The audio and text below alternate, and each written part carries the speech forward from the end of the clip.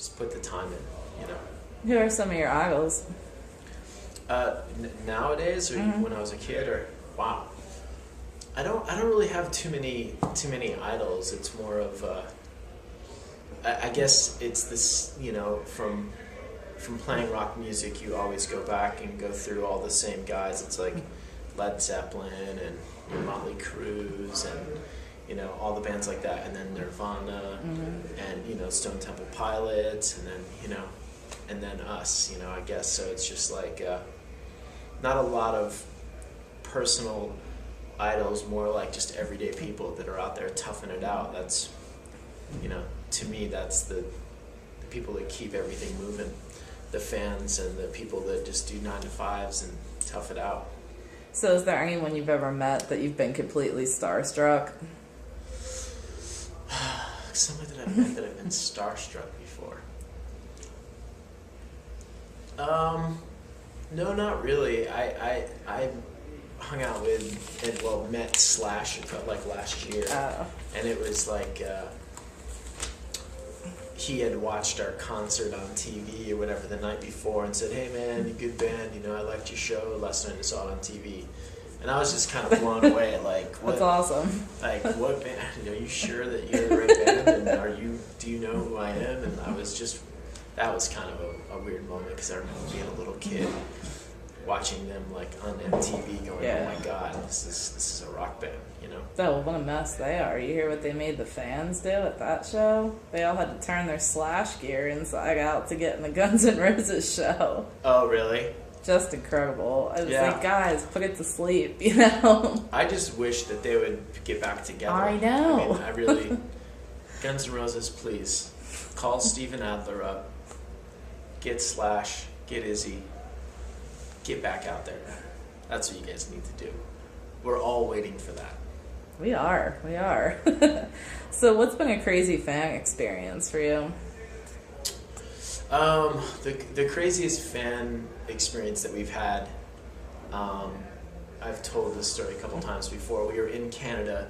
We were doing a show with Daughtry, and there was this lady that was outside of all of our buses were parked getting ready to leave, and she was kind of knocking on the door and yelling stuff, and so we just asked her, we're like, "Yeah, what do you want?" You know, and she's like, she just kind of went off about the devil and like all this crazy talk, and so we're just like going, okay, we got a crazy person, how are we going to handle this? And we got the tour manager, and he somehow got involved, and she didn't care, she just was going nuts, screaming at us. And then she ended up standing in front of the bus, like when we were trying to drive, and she wouldn't leave. And the bus driver was like, "Well, I'll just run her over." And so he tries to, and she just stood there, and we kind of like got up to her hands, and she stopped, and then she ran over and did the same to Daughtry's bus. And that's like really surprising too, because like, you know, usually like the, you know, I guess the big evangelist people, you know, usually you hear them coming out to Marilyn Manson or doing something like that, you know, it's craziness. And so the cops ended up coming and like dragging her off, and it was basically, we couldn't leave the venue for like 45 minutes. We were all kind of trapped there because she wouldn't let us leave. Man. So hopefully she got her medication and things are better now. Yeah, I think we heard the worst one like last night, did we not? Oh, yeah. Yeah, some lady decided it'd be a good idea to lift up her shirt and squirt breast milk like all over the band. Like, and said that would be memorable to them. That's definitely... I was like, phew. That's memorable. Yeah.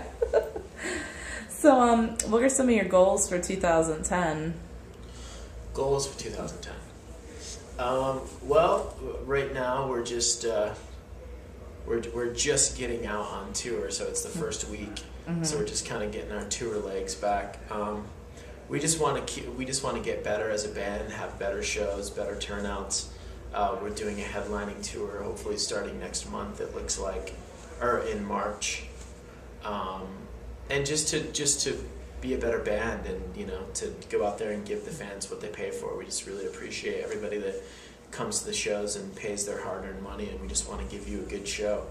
So becoming a better band, I think that's what the goal is for 2010. That's good. I mean, you guys have been on the road quite a bit. I know I've seen you guys a couple times pass through like Atlantic City, and if, you know, how you guys pass the time on the road. How do we pass the time on the road? Mm-hmm. You mean during the day and stuff? Mm-hmm. Or, everybody has their own thing that you do. If you have to kind of gravitate towards something or a couple different things in order to keep your sanity, or else it's pretty hard to wait around every day for 20 hours a day or whatever it is, or not 20, but maybe we play for an hour a day. Yeah. The rest of it doesn't take that long to get from. Oh, sorry. It doesn't take that long to get from one town to the other. So everybody has their own thing. I try to listen to new records out there and keep up with music, and I try to practice as much as I can and do a little exercising and catch up on all the stuff through friends and family and all that stuff.